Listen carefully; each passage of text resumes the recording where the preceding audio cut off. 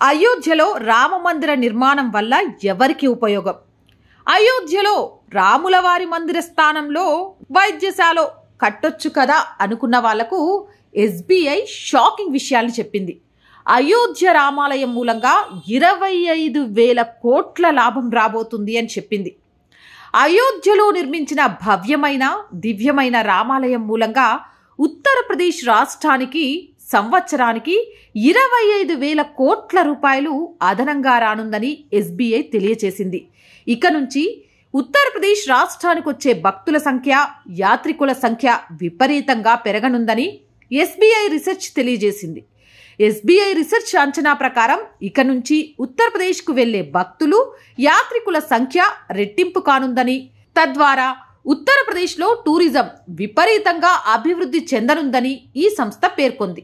ఇలా ఉత్తరప్రదేశ్కు వెళ్లే భక్తుల మూలంగా దాదాపు 4 లక్షల కోట్ల వ్యాపారం జరగనుందని ఈ సంస్థ తెలియజేసింది. తద్వారా ఉత్తరప్రదేశ్కు ప్రతి ఏటా 25,000 కోట్ల అదనపు రెవెన్యూ రానుందని ఎస్బీఐ రీసెర్చ్ స్పష్టం చేసింది.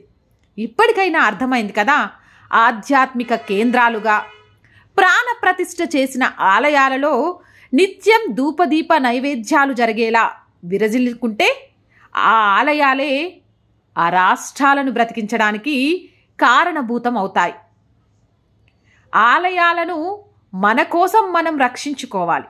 మన ధర్మం కోసం, మన మనుగడ కోసం, మనం ఎవరమో తెలుసుకోవడం కోసం, మన ముందు తరాలకు విలువలను ఇవ్వడం కోసం, రేపటి భారత్ని అతిపెద్ద ఆర్థిక దేశంగా అభివృద్ధి చెందించడం కోసం.